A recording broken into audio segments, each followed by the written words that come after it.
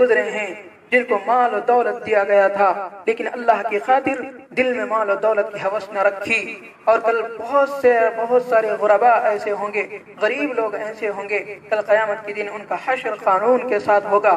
کیوں؟ ان کے پاس تو مال نہیں تھا، پھر قارون کے ساتھ کیوں اٹھائے جائیں گے؟ اس لیے کہ ان کے دلوں میں مال و دولت کی ہوس ہوگی، اس لیے کل قیامت کے دن قارون کے ساتھ اٹھائے جائیں گے۔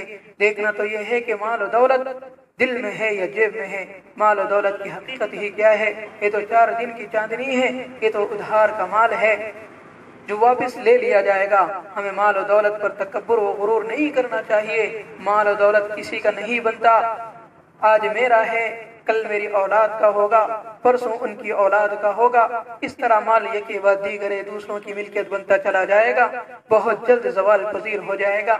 اس لیے مال کی کوئی حقیقت نہیں۔ مال سے یقیناً موٹا چشمہ تو خریدا جا سکتا ہے، لیکن مال سے بینائی نہیں خریدی جا سکتی۔ مال سے بڑی بڑی کتابیں خریدی جا سکتی ہے، لیکن علم نہیں خریدا جا سکتا۔ مال سے موٹا موٹا گدا تو خریدا جا سکتا ہے، لیکن میٹھی میٹھی نیند نہیں خریدی جا سکتی۔ مال سے عمدہ غذائیں تو خریدی جا سکتی ہے، لیکن بھوک نہیں خریدی جا سکتی۔ مال سے مکان تو خریدا جا سکتا ہے، لیکن آرام نہیں خریدا جا سکتا۔ مال سے عمدہ لباس تو خریدے جا سکتے ہیں، لیکن عزت مال سے نہیں خریدی جا سکتی۔ مال سے دوائیں تو خریدی جا سکتی ہے، لیکن شفا نہیں خریدی جا سکتی۔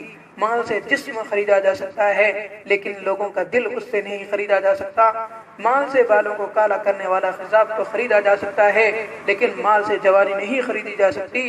مال سے تو چیزیں تو مل سکتی ہے، لیکن چیزوں کی حقیقتیں مال سے نہیں مل سکتی۔ چیزوں کی حقیقتیں تو انسان کے اعمال اور اس کے افعال اور اس کے کردار سے حاصل ہوتی ہے، اور اللہ تبارک و تعالیٰ کی مرضی سے حاصل ہوتی ہے۔ مال سے تو لوگوں کے دشمن بڑھ جاتے ہیں، اس کا غرور بڑھ جاتا ہے، اس کے خواہشات بڑھ جاتے ہیں۔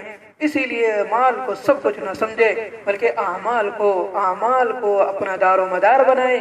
جو جتنے اعمال کرے گا، جتنے اعمال بنائے گا، اسی قدر کل قیامت کے دن وہ کامیاب ہونے والا ہے۔ مال والے کامیاب ہونے والے نہیں، بلکہ اعمال والے کامیاب ہونے والے ہیں۔ نبی رحمت صلی اللہ علیہ وسلم نے ارشاد فرمایا تھا، ان اللہ لا ينظر الى صورکم، یقینا اللہ تبارک و تعالیٰ تمہاری صورتوں کو نہیں دیکھے گا کل قیامت کے دن، وَأَمْوَالِكُمْ، اور نہ ہی تمہارے اموال اور مال کو دیکھے گا، وَلَكِنَّ اللَّهَ يَنْظُرُ، اللہ کس کو دیکھے گا؟ وَلَكِنَّ اللَّهَ يَنْظُرُ إِلَىٰ قُلُوبِكُمْ، اللہ تبارک و تعالی ہمارے اعمال کو دیکھیں گے، وَأَعْمَالِكُمْ، ہمارے دلوں کو دیکھیں گے، اور ہمارے اعمال کو اللہ رب العزت دیکھیں گے۔ اس لیے کوشش کریں کہ مال ضرورت کے مطابق ہو، زندگی ضرورت کے مطابق ہو، خواہشات ضرورت کے مطابق ہو۔ مال کو حقیقت نہ سمجھے، بلکہ حقیقت میں اعمال کو سب کچھ سمجھے، تو انسان اپنے ضرورت زندگی کے بقدر مال کمائے اور اپنے اعمال کی فکر کریں، یقیناً وہ انسان کامیاب ہونے والا ہے۔